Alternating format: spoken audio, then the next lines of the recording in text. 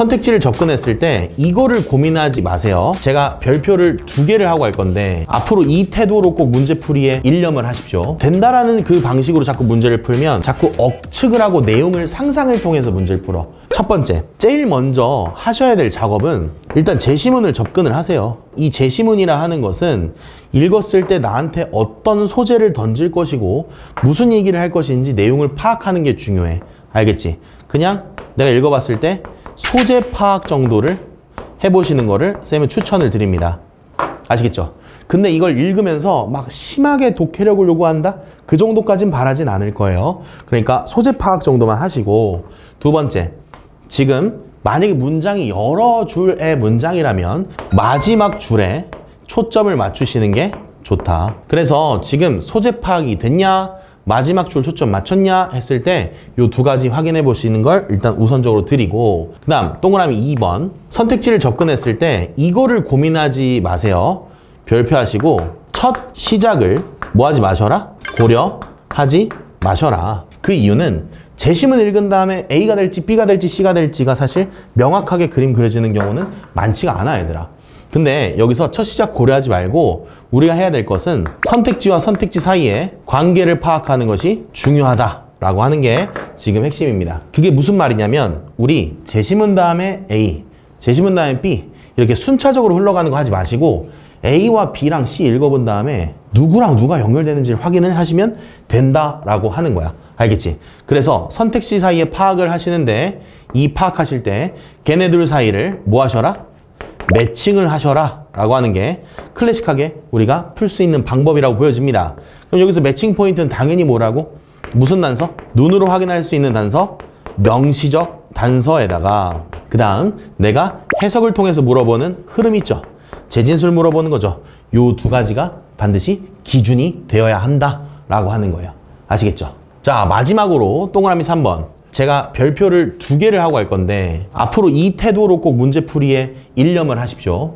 우리는 시작이 된다가 아니라 시작이 안 된다는 전제로 접근을 해야 되고, 한 번 더 우리는 문제를 풀 때 가능합니다의 관점보다 불가능합니다의 관점으로 들어가시는 게 맞다라는 거야. 된다라는 그 방식으로 자꾸 문제를 풀면 자꾸 억측을 하고 내용을 상상을 통해서 문제를 풀어.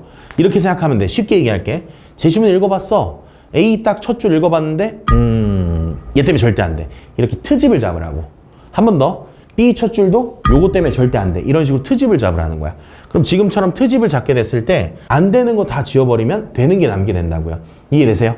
그래서 제가 오늘도 문제 풀면서 계속 불가능에 조금 초점을 맞추게 될 겁니다. 그거 참고해 주시면 좋을 것 같습니다. 아셨죠? 그래서 예를 든다면 이런 거죠. 결론을 내렸을 때 우리가 A와 C가 묶였어. 선택지를 읽어봤는데 A와 C가 매칭이 됐어. 그러면 이제 정답이 될 수 있는 거는 A, C, B냐 아니면 B, A, C냐 이게 될 텐데 여러분 여기서 조심할 점. A가 시작이 됩니다와 B가 시작이 됩니다에 초점 맞추지 마시고 A가 안 되는 이유, B가 안 되는 이유 이런 것들을 찾아오시라고. 아시겠어? 다시 A가 안 되기 때문에 정답은 B 이렇게 시작이 안 될 때. 한 번 더. B가 시작이 안 되기 때문에 정답은 A, C, B 이렇게 가지시는 게 맞다는 거야. 이게 바로 3번에서 얘기했던 그 태도를 말하는 거였습니다. 아시겠죠? 칠판 한번 지우고 저희 1번부터 시작을 해보도록 할게요.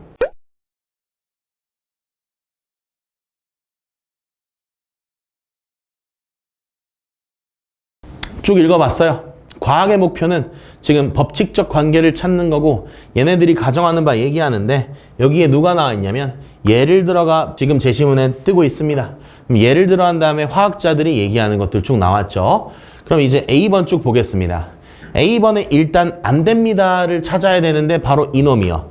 The determinist. 그 결정론자는 그 결정과 관련된 사람은 친구들 잘 생각하세요. 진짜 앞에 결정론자가 나올 수도 있겠지만 지금처럼 더 뭐 지시사 붙은 다음에 저렇게 붙어버리면 얘는 사람을 그대로 뽑을 수도 있겠지만 결정을 하는 자에 대한 코멘트가 분명히 나올 거야.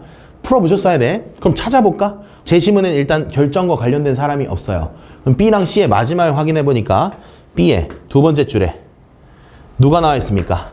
리차드 테일러 Define Determinism 이라고 해서 리차드 테일러가 디터미니즘을 정의하고 있다 해서 지금 B번 정보가 나와 있죠. 그럼 B번에 나와 있는 이 정보 바로 확인해야지. 얘가 이제 어디로 향해 줘야 돼? 바로 A번으로 쑥 이렇게 향해 주는 게 맞겠지. 되십니까? 그럼 우리가 확인해야 될 거는 B에서 A로 가는 요 작업은 해볼 수 있어야 된다라고 하는 거야. 되겠어? 그럼 B에서 A로 가는 거 잡았고, 그럼 이제 CBA냐 BAC냐인데 너무 쉬워. 제시문 마지막 뭐였어? 예를 들어잖아. 누가 예를 들어 연달아 말해. 예를 들어가 나왔다는 건 그대로 연결할 수가 없다는 거죠. 그럼 CBA는 절대 될 수 없죠. 정답은 BAC가 되겠습니다. 근데 여러분 되게 웃긴 게 뭔지 아세요? 이 문제 애들 진짜 많이 틀렸어요. 이유가 뭐냐면 저는 지금 계속 맞춤법에 맞춰서 문제를 풀고 있는데 친구들 문제 푸실 때 어떻게 푸냐? 읽는단 말이야.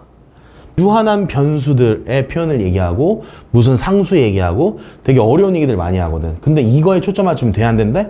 안 된다고. 내용으로 풀지 마라. 알았지? 지금 일단 결국 내용으로 풀어야 될 해석 모먼트는 있을 거야. 그치만 제일 먼저 해봐야 될 거 뭐라고? 명시적 단서를 꼭 먼저 체크를 해봐라. 맞춤법 얘기니까. 명시적 단서 누구? 지시자, 대명사, 관사, 연결사까지.